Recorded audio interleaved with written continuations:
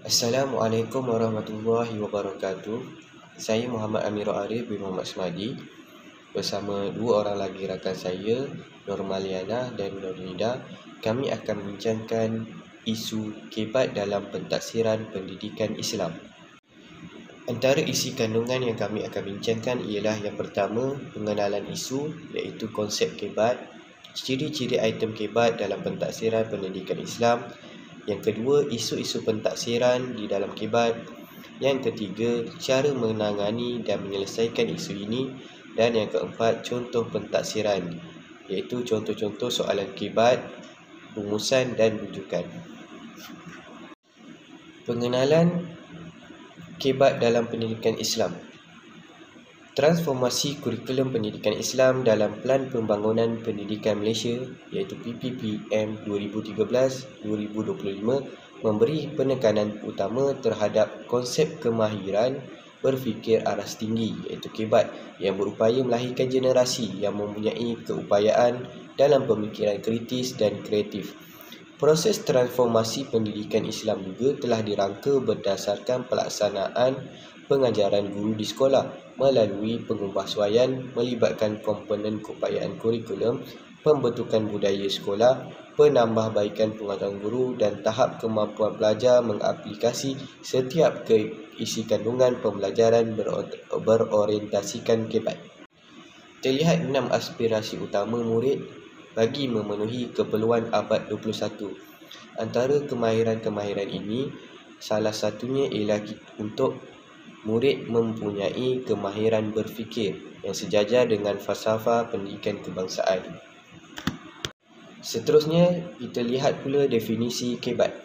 Kebat ialah keupayaan untuk mengaplikasi pengetahuan, kemahiran dan nilai dalam membuat penaklukan dan refleksi bagi menyelesaikan masalah, membuat keputusan, berinovasi dan berupaya mencipta sesuatu. Menurut Brookhart, kebat adalah mempersoalkan, berupaya memahami dan menganalisa sesuatu untuk memahami pemikiran sendiri dan orang lain. Konsep kebat telah memasukkan ciri-ciri berfikir seperti kreatif, kritis, logik dan metakognitif. Melalui kebat juga, murid mampu memberi penjelasan, membuat keputusan, menyelesaikan masalah, menginovasi, mencipta dan menunjukkan hasil akhir mengikut konteks yang diperlukan. Konsep pentafsiran pula. Pentafsiran adalah proses untuk mendapatkan maklumat dengan menggunakan pelbagai kaedah dan pendekatan sama ada formatif, sumatif, formal dan informal, dalaman dan luaran bagi mendapatkan eviden yang boleh dipertimbangkan dan seterusnya membuat penghakiman tentang sesuatu produk pendidikan. Konsep pelaksanaan kebat pula menurut KPM di dalam bilik darjah memerlukan perubahan di dalam kurikulum, pedagogi dan pentafsiran iaitu kurikulum yang dibentuk berdasarkan kebat memerlukan ianya ditulis secara eksplisit di dalam dokumen kurikulum. Manakala pedagogi dilaksanakan dengan pelbagai strategi PDPC yang menerapkan kebat seperti alat berfikir, soalan aras tinggi dan inquiry. Manakala pentafsiran yang dipelbagaikan menerusi soalan berbentuk aras tinggi iaitu kebat dalam peperiksaan pusat dan penilaian yang dilakukan secara berterusan menerusi penilaian berasaskan sekolah PBS atau PBD yang melibatkan 3 aspek utama iaitu penilaian psikomotor, peperiksaan dan pendidikan jasmani dan kesihatan. Kebat pula lebih berfokus kepada pemikiran aras tinggi yang memberi penumpuan kepada mengaplikasi, menganalisis, menilai dan mencipta. Bagaimana kebolehan mengaplikasi ini? Kebolehan mengaplikasi ini menggunakan pengetahuan untuk menghasilkan sesuatu yang baru seperti menjalankan eksperimen dan membuat binaan. Menganalisis pula seperti mencerakinkan atau menstrukturkan maklumat ke dalam bahagian yang lebih kecil, menentukan bagaimana bahagian struktur keseluruhan atau matlamat yang berkaitan antara satu sama lain. Manakala dari segi menilai, Guru akan membuat pertimbangan berdasarkan kriteria standard melalui memeriksa dan mengkritik, manakala yang terakhir mencipta dengan menyatukan elemen untuk membentuk sesuatu, menyusun, menjana, merancang atau menghasilkan semula elemen ke dalam corak atau struktur yang baharu. Seterusnya kita lihat hierarki aras pemikiran taksonomi Bloom. Kemahiran berfikir aras rendah bermula dengan mengingat, memahami, mengaplikasi, menganalisis, menilai, dan aras pemikiran tinggi ialah mencipta. Kemahiran berfikir yang ditekankan adalah berdasarkan semakan hierarki taksonomi Bloom oleh Laurie Anderson pada tahun 1900, iaitu mengingat, memahami, mengaplikasi, menganalisis, menilai dan mencipta. Seterusnya kita lihat elemen dalam melaksanakan kebat. Terdapat 3 elemen utama dan 4 elemen sokongan bagi melaksanakan kebat. Antara 3 elemen utama ialah kurikulum, pedagogi dan pentaksiran. Manakala elemen sokongan pula terdiri daripada sumber, sokongan masyarakat, core kurikulum dan latihan. Jika kita lihat bahagian pentaksiran, ada perubahan dalam pentaksiran bagi melaksanakan kebat. Ciri-ciri item kebat dalam pentaksiran terdiri daripada stimulus, iaitu menggunakan stimulus secara ekstensif. Contohnya, petikan, gambar rajah, graf untuk menjana kemahiran, inference dan penakbulan yang kritis. Yang kedua, item yang tidak berulang. Item yang diperbagaikan diberbezakan setiap tahun melalui bahan buku teks untuk mewujudkan suasana yang baru. Yang ketiga, item terdiri daripada situasi yang sebenar. Ini adalah untuk mencabar murid bagi menyelesaikan suatu masalah kehidupan sebenar dengan menggunakan pembelajaran daripada pelbagai disiplin. Yang keempat, konteks yang bukan lazim. Konteks ini merujuk kepada situasi baharu yang tidak lazim kepada murid, yang bertujuan untuk merangsang murid berfikir dan bukan menyatakan semula apa yang dipelajari di dalam kelas. Dan yang kelima, pelbagai tahap pemikiran untuk mentaksir pelbagai aras pemikiran dalam domain kognitif yang memberi impak yang lebih besar. Okey, Assalamualaikum warahmatullahi wabarakatuh. Saya Nurmaliana binti Muhammad Ramli ingin meneruskan pembincangan berkaitan dengan isu pentaksiran. Okey, seterusnya kandungan isu. Yang pertama, ketidaksediaan guru. Yang kedua, kesusahan membina item soalan berasas tinggi. Yang ketiga, terikat dengan kaedah tradisional. Yang keempat, kekangan di dalam pengaplikasian kemahiran berfikir aras tinggi iaitu kebat. Antara isu-isu kebat dalam pendidikan Islam adalah yang pertama, ketidaksediaan guru. Menurut Fathiah dan Ghazali 2010, faktor kesediaan dalam kalangan guru dilihat mampu menyebabkan penggunaan kemahiran berfikir aras tinggi tidak dapat dilaksanakan semasa proses pengajaran walaupun guru tersebut mempunyai kesedaran ataupun pengetahuan tentang kepentingan kebat ini.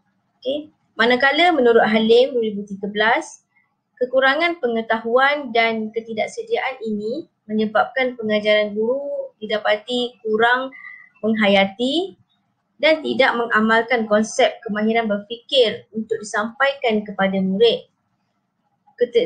Ketidaksediaan guru ini merupakan salah satu faktor penyebab kurangnya penggunaan kebat dalam pengajaran. Okey, seterusnya kesusahan membina item soalan berasas tinggi. Kesukaran menentukan instrumen pentaksiran dan membina item yang mempunyai elemen kebat yang mana mengambil kira kesediaan dan aras kebolehan pelajar. Ini menyebabkan item pentaksiran tidak dapat dilaksanakan dan dinilai melalui prestasi murid secara menyeluruh. Seterusnya, ketidaksediaan ini mungkin berpunca daripada kurangnya pendedahan tentang penerapan elemen kebat dalam pentaksiran ketika berada di institut perguruan ataupun universiti. Okey, seterusnya adalah pentaksiran yang masih terikat dengan kaedah tradisional. Okey, terdapat segelintir guru yang masih menggunakan penggunaan kaedah tradisional, iaitu kaedah yang hanya berfokus kepada proses pengumpulan maklumat dan hafalan semata-mata. Okey, menurut definisi KPM berkaitan kebat, keupayaan untuk mengaplikasikan pengetahuan, kemahiran, nilai dan membuat penakkulan dan refleksi bagi menyelesaikan masalah, membuat keputusan, berinovasi dan berupaya mencipta sesuatu. Maka kebat ini adalah berfokus kepada mengaplikasi, menilai, menganalisis dan mencipta. Manakala kemahiran berfikir aras rendah iaitu kebar adalah kemahiran asas yang diperolehi oleh individu sebelum menguasai kebat. Okey, seterusnya adalah kekangan di dalam pengaplikasian kemahiran berfikir aras tinggi iaitu kebat. Menurut tajuk Arifin 2010 yang menyatakan bahawa kekangan penghayatan dan pengamalan adalah disebabkan peruntukan masa yang terhad dan guru dibebani dengan kepelbagaian tugas di sekolah. Sehingga kan guru itu sendiri kekurangan masa untuk menghayati dan memahami fakta-fakta penting yang terdapat di dalam setiap isi kandungan bagi tajuk pendidikan Islam. Saya Nurlinida Hanifah binti Abdul Wahab akan menerangkan tentang cara menangani dan juga menyelesaikan isu-isu tersebut. Cara menanganinya yang pertama ialah saya letakkan di sini, iaitu guru pendidikan Islam yakni JPI hendaklah melengkapkan diri mereka dengan pengetahuan kebat. Okey, baiklah. Yang pertama, guru memainkan peranan penting dalam memastikan kemahiran berfikir aras tinggi yakni kebat dapat dilaksanakan dalam proses pengajaran dan pembelajaran iaitu PMP dengan mempelbagaikan strategi. Baiklah, yang kedua, guru juga hendaklah mahir dalam menggunakan pelbagai kaedah ataupun cara dari strategi-strategi pengajaran dan juga pembelajaran yang betul semasa melaksanakan proses pengajaran dan pembelajaran di dalam bilik darjah, supaya pembelajaran itu akan terhasil dengan mewujudkan suasana yang lebih menarik. Okey, yang ketiga, guru juga perlu mengubah teknik-teknik pengajaran mereka, iaitu daripada chalk and talk kepada pengajaran ke arah abad 21, supaya murid mereka lebih terjerumus untuk berfikir dengan lebih jauh dan juga memahami dengan lebih mendalam. Pengajaran guru secara chalk and talk perlulah dikurangkan kerana ini melemahkan sistem profesional seseorang guru itu. Proses pengajaran yang pelbagai itu pelbagaikan teknik pengajaran membolehkan murid untuk berfikir dengan lebih tinggi supaya mereka lebih mudah untuk melaksanakan pentaksiran di dalam bilik darjah.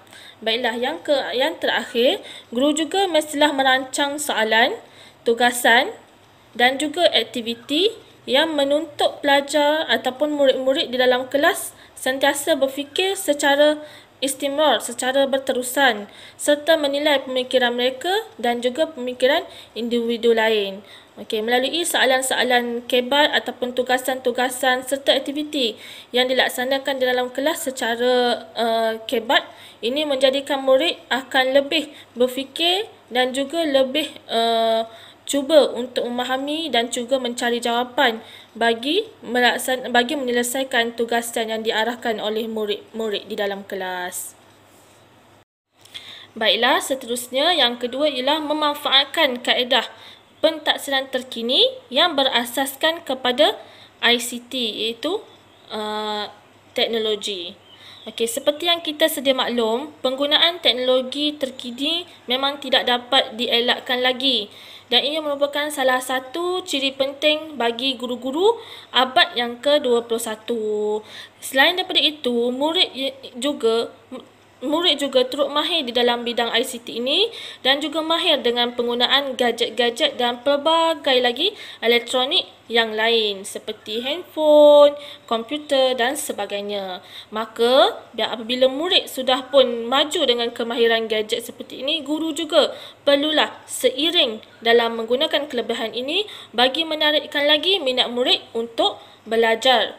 Okey, pembelajaran yang menggunakan alatan elektronik seperti LCD, komputer, notebook, aplikasi-aplikasi mobile sudah tentu akan membawa kelainan kepada suasana pembelajaran di dalam kelas. Okey, kita lihat contohnya sekarang murid-murid kita telah pun mempelajari subjek iaitu Reka Bentuk dan Teknologi RBT, iaitu subjek ini merupakan salah satu daripada mata pelajaran yang diperkenalkan dalam KSSR, Kurikulum Standard Sekolah Rendah. Okey, teras kepada kurikulum RBT ini, ia memberi tumpuan kepada kemahiran mereka bentuk menggunakan teknologi dengan menggabung jalinkan pelbagai bidang pengetahuan dan juga kemahiran teknikal, teknologi pertanian dan sebagainya. Dengan itu, guru juga seharusnya bijak dalam menyampaikan pengetahuan serta menyediakan iklim pembelajaran yang lebih kreatif dan menarik bagi memperoleh pencapaian murid yang lebih baik.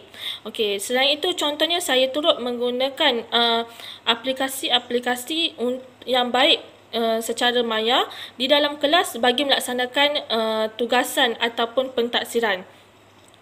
Contohnya saya menggunakan kaedah pentaksiran melalui latihan ataupun aktiviti menjawab kuis dengan menggunakan aplikasi Quizizz ataupun kuis secara online. Selain itu turut menggunakan WordWall, live worksheet dan sebagainya. Saya juga turut menggunakan aplikasi buku digital kementerian di dalam kelas bagi memudahkan murid-murid untuk melihat buku teks jika mereka tertinggal ataupun terlupa untuk membawa buku teks di dalam bilik darjah. Baiklah, seterusnya kita lihat kepada paparan ini.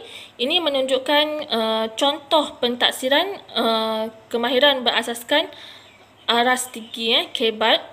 Kita lihat di sini soalannya bentuk aras tinggi itu di mana pernyataannya tandakan right pada pernyataan yang betul dan tandakan salah pada pernyataan yang salah. Jika murid itu tidak dapat berfikir secara KBAT, maka akan ada kecelaruan di dalam menjawab soalan ini.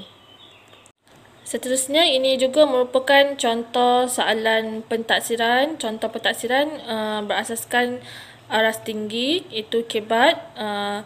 B, soalannya B, lengkapkan kesan daripada peristiwa pembukaan Kota Mekah. Okey, jika murid tidak memahami pembelajaran di dalam kelas, maka murid tersebut tidak mampu untuk menjawab soalan ini.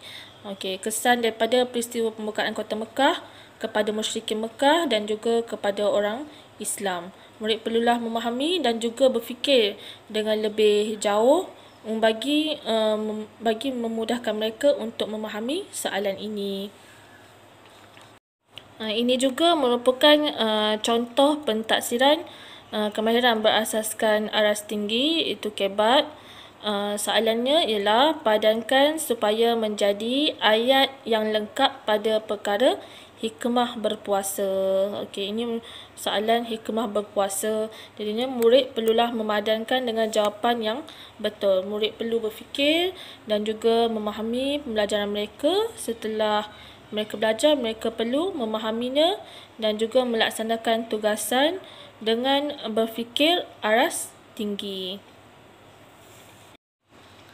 Baiklah, seterusnya kita pergi kepada penutup daripada tajuk ini, iaitu tajuk isu pentaksiran pendidikan Islam, pentaksiran berasaskan KBAT. Secara tuntasnya ataupun secara rumusannya, saya dapat buatkan di sini bahawa sistem pendidikan kini khususnya dalam kemahiran berasaskan aras tinggi, KBAT merupakan kemahiran yang perlu diterapkan dengan lebih efektif dalam proses pengajaran dan juga pembelajaran, iaitu ianya perlulah dilaksanakan di dalam bilik darjah. Okey, sistem pendidikan berasaskan aras tinggi ini memerlukan kaedah-kaedah dan juga teknik-teknik yang khusus, yang mana guru perlu mempunyai pengetahuan yang tinggi dalam melaksanakan pentaksiran ataupun soalan-soalan berbentuk kebat, bentuk kemahiran berasaskan aras tinggi. Okey, yang terakhir, guru juga perlulah memastikan kaedah ataupun teknik serta strategi pengajaran dan juga pembelajaran proses PMP dalam kelas yang digunakan hendaklah beraras tinggi dan juga perlu merancang sebaiknya penerapan elemen-elemen kebat semasa proses PDP dan juga elemen-elemen ini perlulah juga diterapkan semasa pelaksanaan pentaksiran di dalam bilik darjah. Dengan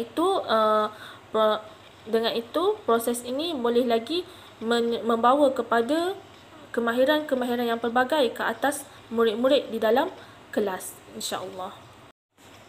Dan pada paparan ini, kami sediakan bahan-bahan yang telah pun kami jadikan ia sebagai rujukan dalam melaksanakan tugasan isu dalam pentaksiran pendidikan Islam yang telah diamanahkan oleh Ustazah Wan Hasmah. Sekian, terima kasih dari kami bertiga, iaitu Ustaz Muhammad Amirul Arif bin Muhammad Smadi, dan yang kedua Nur Maliana binti Muhammad Ramli, dan yang terakhir itu saya Nur Nida Hanifah binti Abdul Wahab. Assalamualaikum warahmatullahi wabarakatuh.